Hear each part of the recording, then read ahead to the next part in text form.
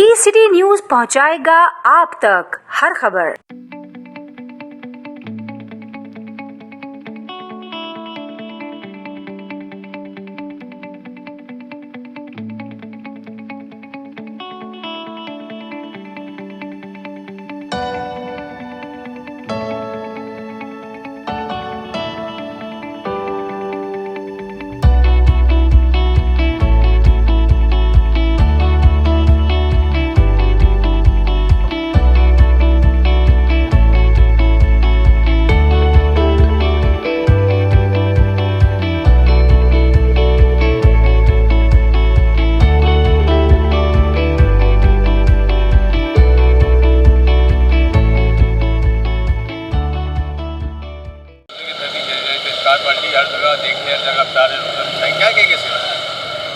सबसे पहले तो आपका बहुत बहुत दिल की गहराई से भाई सिराज तहसीन ने क्यों आप लोग हमारे प्रोग्राम में आते हैं हर बार और बाकायदा कवरेज करते हैं।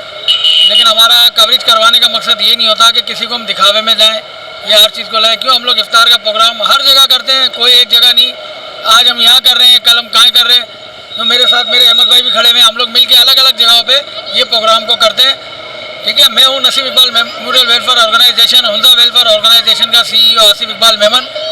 और मेरा सिर्फ यही लोगों से NGOs वालों से यही चीज़ का कहना है कि खुदारा किसी को भी सफ़ेद पोश अफराद की मदद करें तो उससे NIC ना लें और उसकी तस्वीर वगैरह ना लें। अगर किसी की मदद कर रहे हैं तो ऐसे करें कि एक हाथ दें दूसरे हाथ को पता नहीं चले। ये होती है हेल्प, इंसानियत की खिदमत।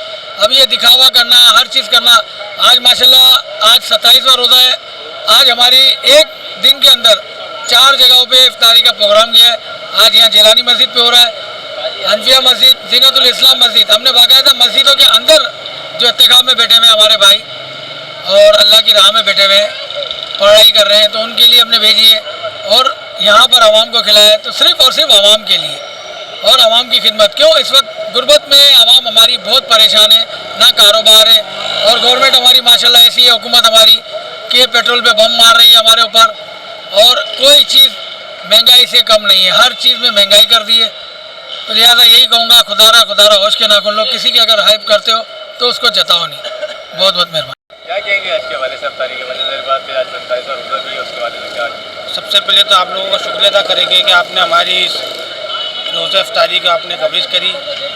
ये कवरेज करने का मकसद ये नहीं है कि आवाम को ये कहे पब्लिसिटी करना, ये दिखाना कि भाई हम ये कर रहे हैं, ऐसा नहीं है। मैं उम्मे खादिम वेलफेयर ट्रस्ट का CEO अहमद रज़ा मेमन।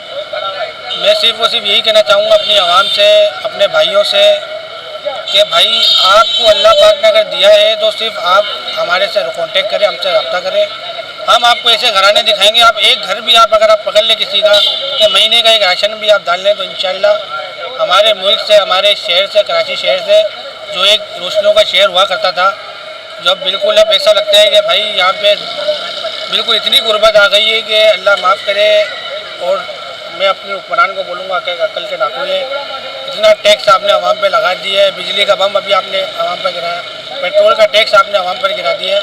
तो खुदारा अब हमारे आवाम को थोड़ा रिलीफ दे तो ताकि हमारी आवाम सुकून से अपने घर वालों के साथ बैठ के सुकून से खा सके।